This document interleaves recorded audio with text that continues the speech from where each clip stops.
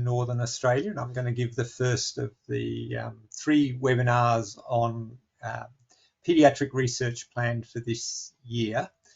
I need to tell you that when I'm giving the presentation, I can only see my slides, and I'm not able to see anyone throughout the presentation. But Richard McGee, who's been very helpful setting everything up, he'll be monitoring the chat. So if you have any questions or comments, if you could put them in the chat, or if you're having any trouble hearing me, please let Richard know straight away. So I'm a paediatrician and I work at our local hospital. Darwin's a small town of about 120,000 people right in the north. It's a tropical climate. And I also do research, and I've got a lot of interests, but I started off doing research on ear infections, but I've done some other things. And Richard, who is helping, is also a very experienced researcher. So when we come to the discussion at the end, I'm happy for anyone to give their views on the questions. Okay, so let's see if I can, oops. All right, now hopefully you can see my first slide there. Anyway, Richard, please let me know if you can't. So the slide should not yet, Peter. Did you? Not yet. Okay, let me do Alt Tab again. All right. Oops. Yeah, now we can see the first slide. Now we can see. Okay, great. You just went back to the title. Okay, so this is the title. Yep. Okay, so hopefully that will come up, the second colourful picture of Larrakia country. So it's our custom in Australia to acknowledge the traditional owners of the land where we're working. So I'm working on the land of Larrakia Nation, and I'd like to pay my respects to their elders past, present and emerging. And you can see where Darwin is, right in the north, and the closest country to us is Timor-Leste, but we're also not far from Papua New Guinea and Indonesia. So an outline today, I'm going to cover an introduction to clinical research and clinical epidemiology, understanding the role of research, and I really want to focus on this structure, the PICO structure for a research question with some examples, and finish by considering what alternatives you might have to the PICO structure.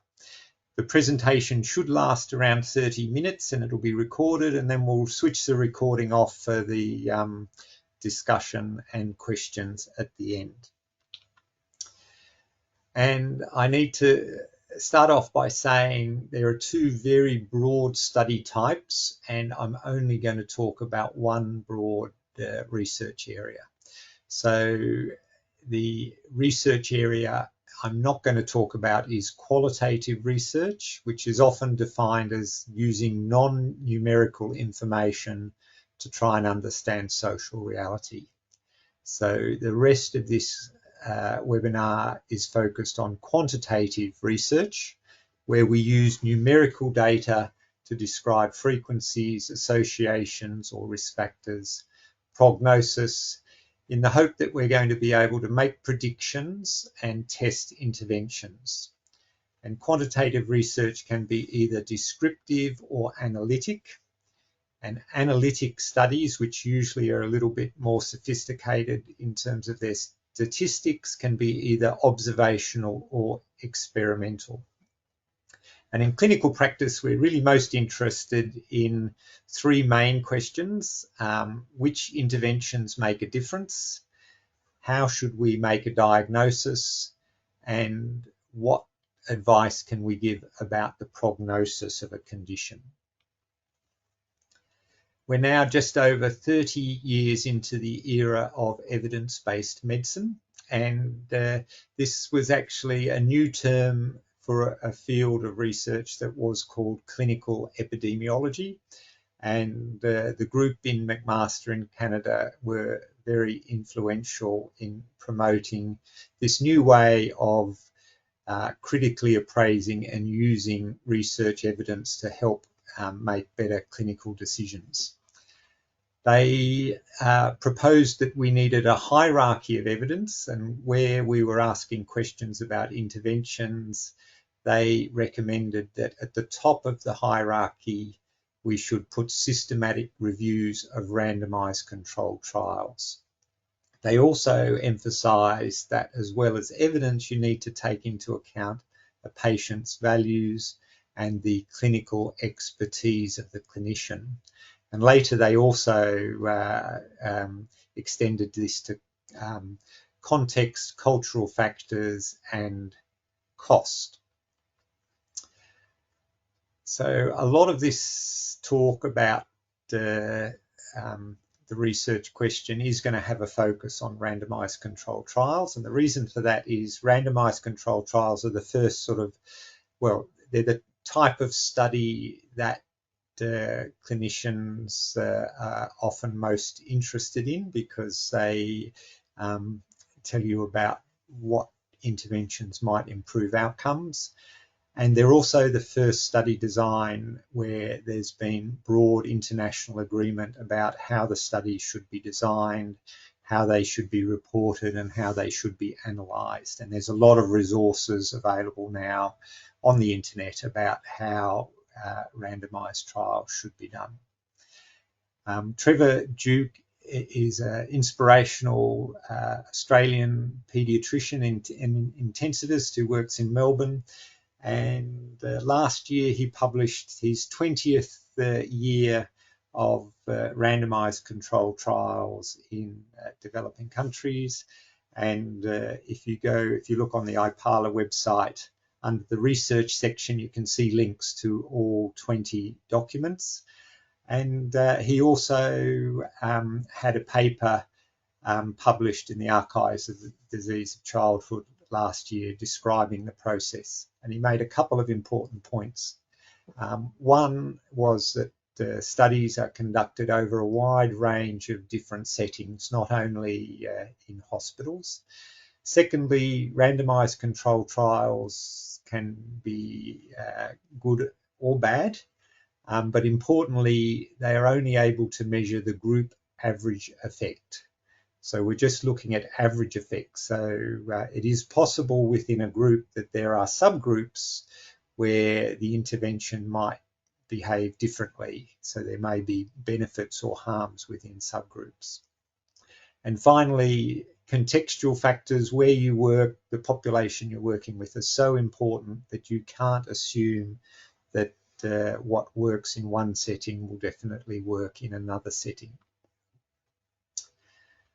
We generally like to do research because we want to learn more, and by learning more, we can improve health outcomes.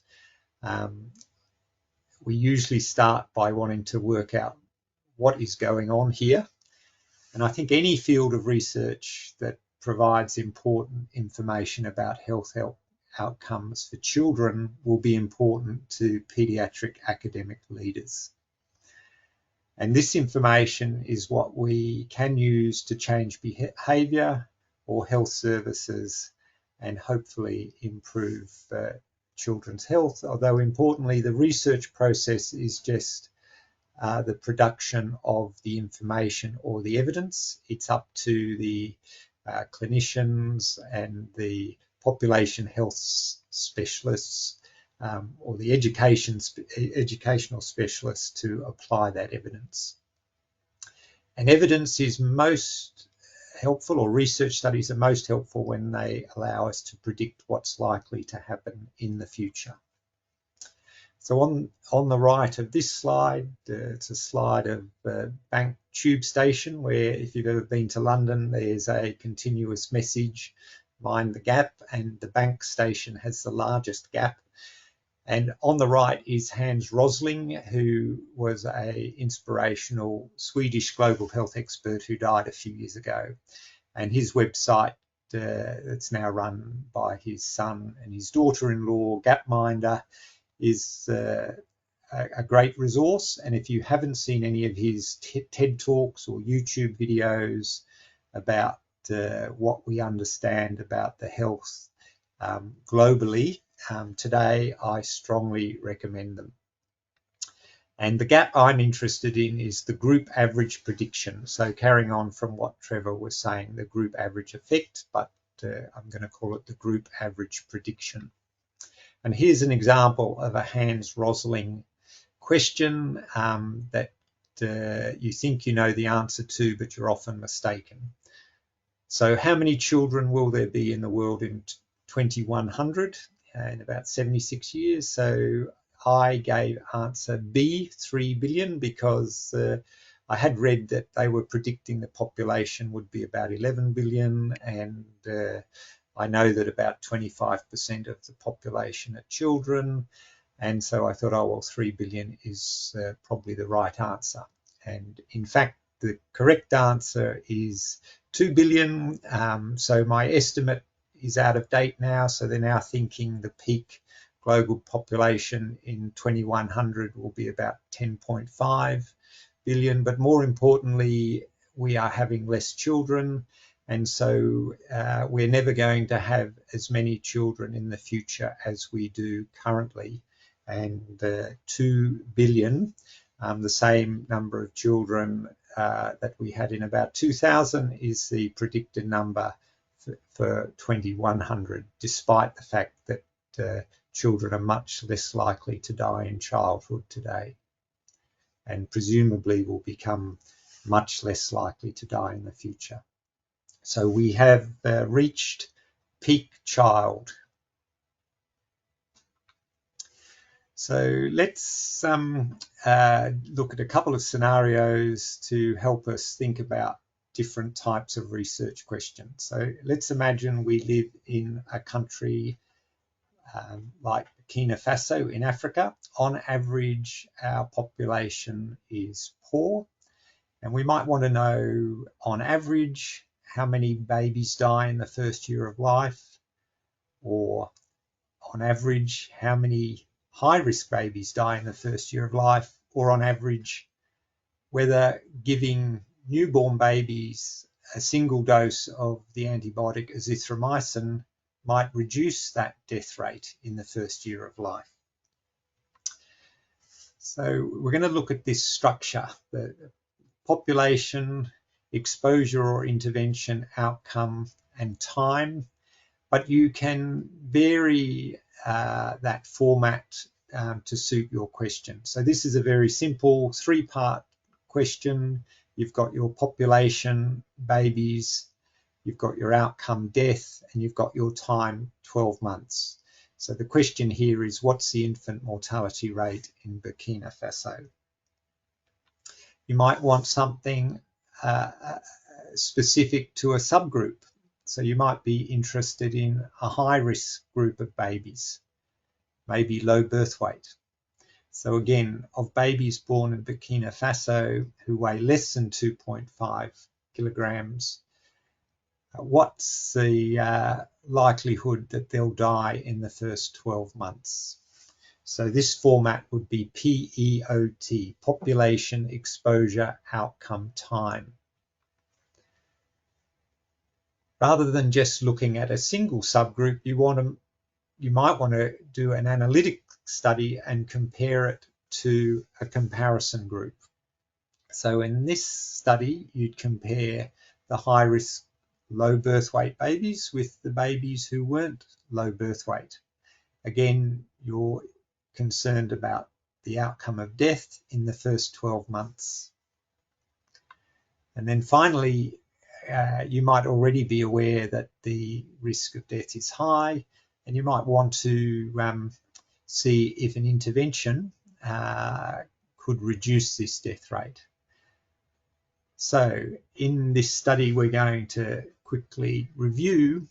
The question was, among babies born in Burkina Faso who were aged 7 to 27 days of age, and at the time of enrolling in the study weighed more than 2.5 kilos and were feeding normally and living fairly close to a medical centre and a hospital, Does azithromycin, given as a single observed dose of 20 milligrams per kilogram, compared to placebo, a matching preparation without any azithromycin, affect the death rate reported at verbal autopsy in the first 12 months of life? So this is the standard PICOT, PICO, and in this randomized controlled trial, the investigators randomized around 10,000 babies to each group and then followed them up for 12 months. This is the publication that appeared in Trevor's list from 2023. They've published several papers from this research, and they're a really fantastic research group looking at the potential child mortality benefits of azithromycin.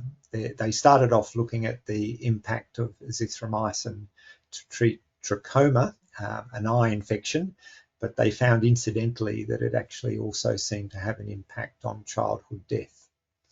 So in this publication, it had several funders, but the Bill and Melinda Gates Foundation provided a lot of the funding, and they've had a very positive influence on child health research in the last 20 years. And down the bottom, you can see the primary outcome results at 12 months. In fact, they used 6 months as their primary outcome, but in this paper, they reported the 12 months results. And you can see out of the 10,000 babies roughly in each group, 52 died in the azithromycin group and 64 in the placebo group. So a small difference, which is not statistically significant. So in terms of infant mortality, 5 per thousand in the azithromycin group and 7 per thousand in the placebo group. And statistically, we would say that there's no evidence that there is a difference between these two outcomes. So the really interesting question, and this often happens in research, what happened to the infant mortality rate? There are some pictures from the study on the right, the study in progress, and on the left, one of the main streets of one of the cities involved in the study. When they designed the study, they expected to see around 35 deaths per thousand by 6 months of age in the placebo group, and they were hoping to reduce that. However, in their study, they only saw a fraction of that number of deaths, and even in the babies who were born less than 2.5 kilos, who put on enough weight to be eligible for the study, even in that higher risk group, the infant mortality rate was only 10 per thousand. So the important question now in this population is how in this study was such a low infant mortality rate achieved. So this is so that was a very, I mean, you'd be lucky to find a better study anywhere in the world than that previous one. It was extremely important, well designed and well conducted. This is a study probably at an earlier stage. It's a smaller study, but it's also very useful. So imagine you live in North India in a large city. The study was done in Chandigarh. And you're a pediatrician neonatologist and you look after premature infants in your hospital. You know that the International Resuscitation Council now recommends that resuscitation should start in air initially, and that can be adjusted depending on how the resuscitation goes if the baby is less than 35 weeks. However, you're also aware that in your area, lots of the smaller hospitals don't have access to oxygen blenders and/or oxygen saturation monitor. So your research group might want to know, on average, whether resuscitating newborn babies, so 28 to 33 weeks gestation with 100% oxygen, which you know still happens in your region, whether that actually increases oxidative stress. And oxidative stress is thought to be the mechanism why resuscitation in 100% oxygen might be harmful. So this is the PICO question for this study. Among babies born in a tertiary hospital at 28 to 33 weeks gestation who require positive pressure ventilation immediately after birth, not including any babies with life-threatening malformations, does initial resuscitation with 21% oxygen compared to the comparison group initial resuscitation with 100% oxygen reduce the plasma isoprostane levels, and that was the outcome chosen as the best marker of oxidative stress in babies, and the time of the measurement was at 4 hours of age. And of note, a secondary outcome was a clinical outcome, which was clinical treatment failure. This wasn't the primary outcome, but they did want to see if there were any clinical differences between the groups. And they defined clinical treatment failure for cardiac compressions after 30. It was the need for cardiac compressions after 30 seconds, or persistent cyanosis or bradycardia after 90 seconds. So this is the publication listed and described in Trevor's document. And you can see that actually there was no significant difference in the isoprostane levels in the two groups. It was only a small study, about 60 babies in each group. And actually the group resuscitated in air had slightly higher isoprostane levels. So looked like there was slightly more oxidative stress in that group. It was a very nice study design. It's very hard to blind resuscitation studies because you generally know what you're doing. But what they did is each day they would randomly allocate a cylinder which either had in 21% oxygen or 100% oxygen. So the doctors there didn't know what they were resuscitating with initially. And then if there was clinical failure, they then switched the resuscitation to using the wall oxygen supply and used 100% oxygen. And that's a picture of the nursery in Chandigarh, very well equipped, certainly looks better equipped than our nursery in the hospital next door. They designed the study to be able to detect a 30% reduction in the isoprostane level. They didn't see that, but what was interesting is they found that the babies that were resuscitated in air were actually 20% more likely to have treatment failure, so to fail initial resuscitation. So treatment failure was 46% in the air group and 25% in the 100% oxygen group.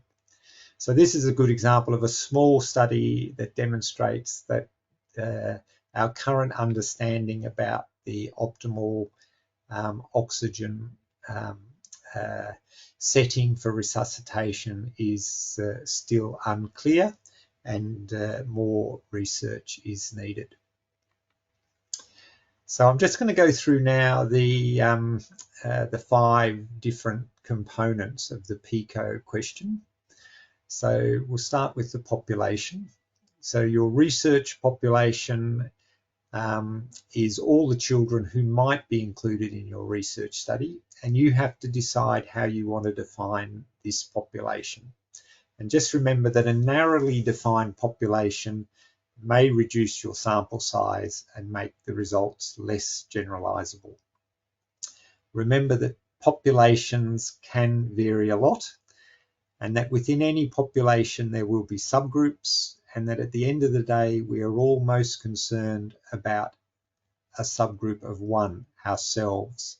Will this intervention or diagnostic test help us or the patient in front of us, but we have to rely on group average estimates to work that out.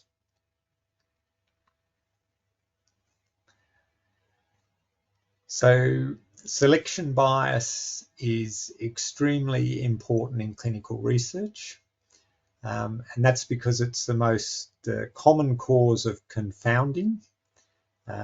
So where you think something causes an important outcome, but in fact it's just associated with something else which does cause the outcome. And it can also, if you do get confounding, that would affect your internal validity, but it can also affect your external validity, so how well you can apply the results of your study to other populations. So selection bias is the only bias that, or the most important bias for both internal and external validity. And the take-home message around population selection is to remember that random sampling and random allocation is your superpower. So what you are hoping to achieve is either a population that's representative of the general population, or if you're doing an intervention study, you want prognostic balance. And the best way to achieve that is by randomly assigning your intervention. So the next component is exposure intervention. And the exposure might be something that defines your subgroup of interest, or it might be a risk factor for the outcome you want to measure. And that would be where you're looking at an observational risk factor study or a cohort study to describe prognosis. And the alternatively, you may be interested in an intervention that can either change behaviour or change the biology of the condition. Remember that interventions can be directed at individuals or groups of individuals, and we call those clusters, and that simple pragmatic interventions make scaling up or rolling out your intervention across a larger population much easier. Remember to be absolutely clear about what your intervention actually is, and there's some good research from Paul Glazier's group showing that most many non-drug interventions in randomized trials are too poorly described to be repeated. If you're wanting to do an analytic study, you'll usually need a comparison group, and ideally your control intervention should appear the same as your active intervention, and that way you can achieve blinding. And this isn't always possible, and if it's not possible, think about how you might blind the outcome assessor so you can minimize the bias associated with the assessment of the primary outcome. And a new area of research is how you can use observational data to try and estimate the causal relationships. And the belief is that if you design your analysis in a way so it emulates a randomized controlled trial, and they call this a target trial approach, that you're less likely to get misleading results from observational studies. Outcome, and this is probably the thing we're most interested in, and what I'd recommend is when you're looking at research papers, look at the outcome first, see if this is an outcome that you're interested in, and whether a difference in outcome is something that might be relevant to your own population. Outcomes can either be yes, no, or binary, or mild, moderate, or severe, and they call that ordinal, or continuous. So how many days were you in hospital, or you might generate some sort of illness score that could be a continuous variable. Ideally, each study should have one clear primary outcome, and that's because you're usually designing the study to test a hypothesis. And secondary outcomes should be thought of as exploratory if they're not consistent with the primary outcome. So if you find there's a secondary outcome where you get this really fantastic positive effect, but there was no difference in the primary outcome, that is of interest, but more research is needed to see whether that is a true finding or not. And the way outcomes are described is usually the difference between two groups, and differences can be relative. And so, you might compare a 20% death rate and a 10% death rate, and you might say there's a 50% relative risk reduction, so from 20 to 10, or it could be absolute. So there's a 10% difference in death. So the difference between 20 and 10 is 10%.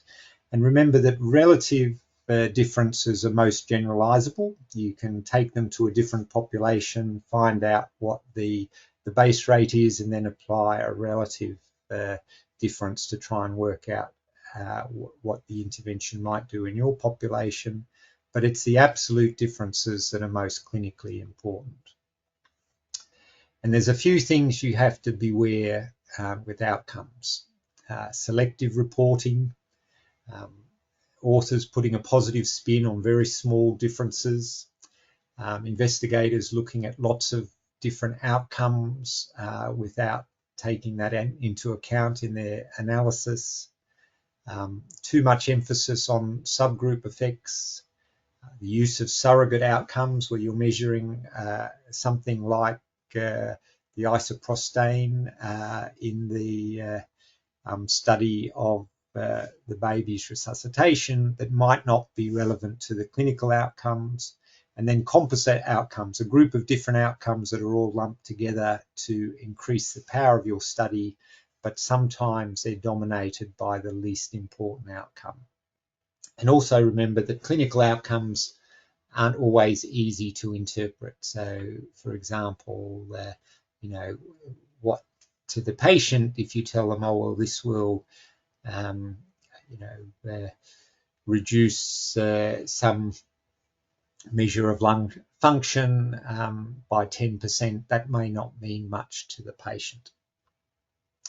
And then finally, time. Time should be explicit. So lots of studies measure outcomes repeatedly at different times. Make sure that the timing of the primary outcome is clear.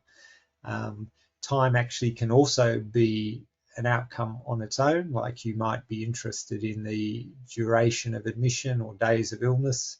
And time also has an intrinsic value, so it can be used in cost utility analysis to compare interventions and what impact they might have on quality adjusted life years or disability adjusted life years.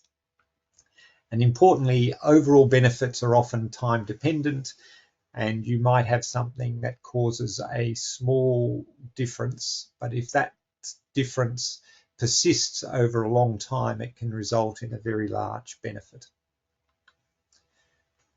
So just to finish, this is one approach. I like the book Radical Uncertainty, where they ask the question, what is going on here?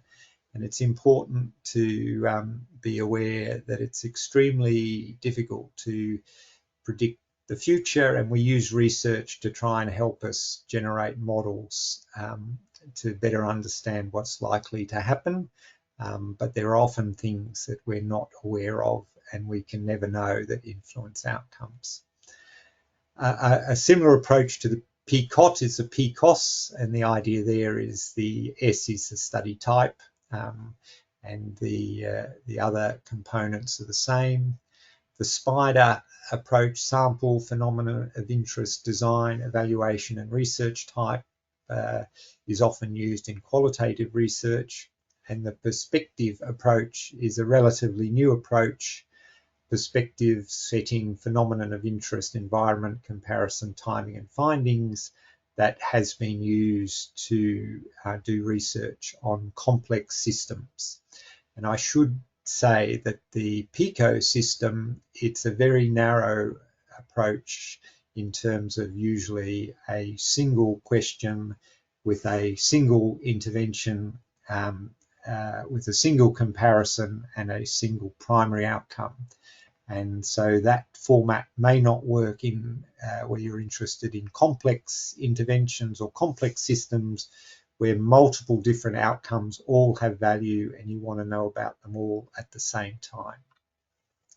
So in summary, academic leaders need to be able to use, support and or conduct effective research in their region. A good research question is the key to useful information. Always mind the gap. We're trying to work out the group average prediction and how that might improve health outcomes. The PICO format is a useful approach and can be adapted for most clinical epidemiology research questions. So the next webinar, we're going to talk about measuring impact using the GRADE approach. Here are some resources. I like this. This is a series of short videos by Michael Freilich from Toronto, and he's got lots of less than 10-minute videos on different research approaches in clinical medicine. The McMaster Medical School has a fantastic library of grand rounds. This is a really good talk from Jimmy Volmick from Africa about his research journey. Podcasts, Gordon Guy is the main speaker on the JAMA evidence, which is the user's guide to the literature. They've got textbooks and journal articles, but you can also, if you prefer to listen to podcasts, you can listen to the podcasts. And lots more. New England Journal, Cochrane. There's a good Open Pediatrics has a lot of free lectures that you can watch. So I'll finish there. The types of things I think about are what are the important principles in developing the question. I like to think whether it's a good question, because often if you've got a good question, you will be able to get support and funding. And then thinking about what information helps me and others change their minds about things that I thought I was confident about.